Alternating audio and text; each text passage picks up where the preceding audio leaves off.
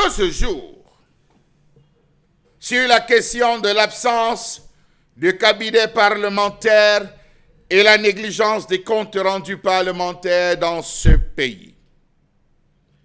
Le Cameroun compte moins du nombre de députés qu'il devrait en principe avoir du fait des décès non remplacés jusqu'à ce jour. Ils sont là. On a enterré les uns, on a programmé même les obsèques des autres. Jamais on n'a pensé remplacer. Mais hélas, ces députés n'ont pas de cabinet parlementaire. Ces députés n'ont pas d'assistants parlementaires.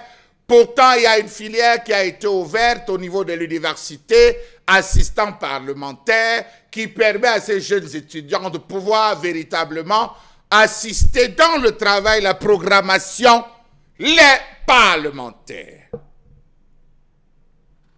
Comment comprendre que les comptes rendus parlementaires ne suivent pas dans les différentes circonscriptions? Chaque année, c'est connu que les députés siègent 3 mois sur 12.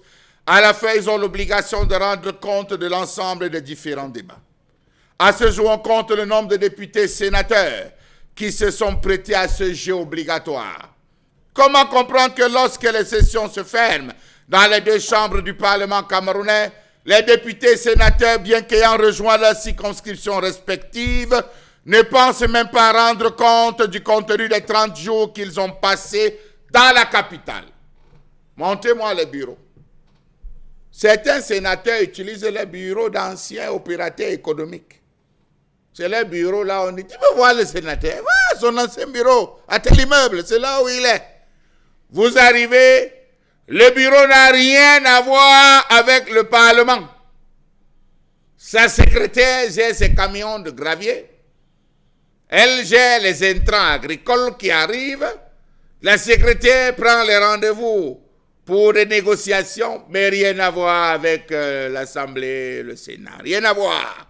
Savez-vous qu'il y a certains députés qui ont passé près de 27 ans de législature sans jamais organiser une seule tournée parlementaire?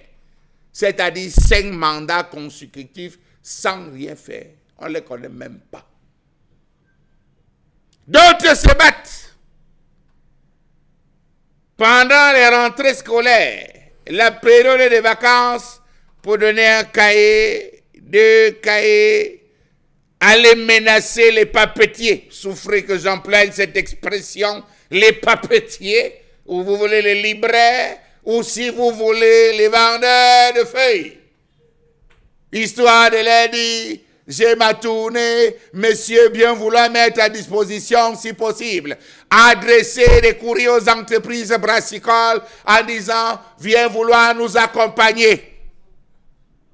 Depuis 1997, certains parlementaires n'ont fait aucune tournée, aucun appui aux paysans, aucun appui aux centres de santé, aux établissements primaires et secondaires.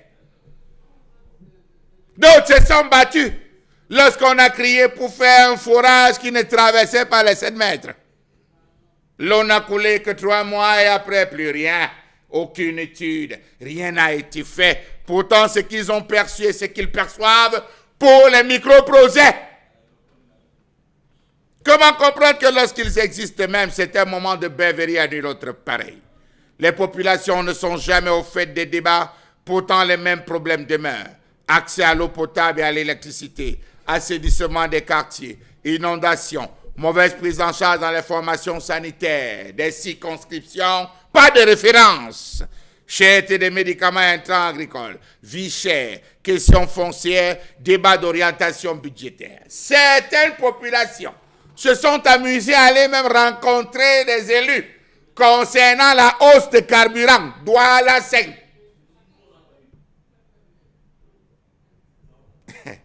Si vous savez ce qu'on leur a répondu, vous mettez les mains sur la tête et vous vous posez une question, comment ont-ils fait pour arriver là où ils sont à ce jour? On devrait s'attendre logiquement à ce que ces parlementaires viennent expliquer les enjeux des sujets débattus et surtout ce qui devrait être fait pour une amélioration du quotidien de ces populations. Sauf qu'on a l'impression qu'il se passe le mot. Les populations doivent être ignorantes. Les populations ne doivent rien savoir. En période élective, comme c'est le cas maintenant, les députés qui avaient disparu depuis, comme 2021 approche, est-ce qu'il y aura élection municipale couplée, législative? Ils commencent à sortir. On organise des forums, on organise des discussions, on s'assied quelque peu bas pour donner une ou deux bières. On apparaît bien. Voilà notre tournée parlementaire. Poser la question aux populations et en donner leur voix à ces députés si à la fin des différentes sections, elles connaissent même le nombre de lois adoptées ou le projet de loi à la représentation nationale. Demandez-leur si on a eu à leur expliquer le contenu. Pourtant, ceci devrait se faire dans le cadre de tournées de comptes rendus parlementaires. Ces descentes, si elles étaient correctes, faites ou correctement faites, allaient permettre à ces parlementaires de répondre à certaines préoccupations de leurs électeurs ou tout simplement des populations. Prenons le cas du Rwanda. Prenons le cas du Kenya. Prenons le cas du Mozambique. Prenons le cas du Ghana. Avant d'aller à toute session parlementaire, les élus tiennent ce qu'ils appellent un forum dans leurs différentes circonscriptions pour collecter les doléances et les problèmes. J'ai dit avant d'aller au Parlement. Sur Facebook, on a partagé pendant longtemps des vidéos de terribles bagarres au sein des parlements, même au Nigeria, ici à côté. Parce que les députés voulaient faire passer l'ensemble des doléances posées en projet de loi posées par les populations. Chez nous, c'est lorsqu'on appelle honorable. Et là, moi, je suis à Yaoundé. Je suis à Yaoundé. Si tu veux me voir, tu viens, je suis à l'hôtel des députés. Franchement. Est-ce qu'on pourra s'asseoir un jour et dire un jour qu'on a eu des élus qui ont fait quelque chose? Shame. Siège vide à l'hémicycle. D'autres sont en Asie, Moyen-Orient. Pendant qu'on siège, ils se filment. Se montrant dans les déserts de Dubaï. Se lavant avec le sable. Alors que nous on boit l'eau. La même eau que les animaux. Mon Dieu. Voilà, on s'intéresse aujourd'hui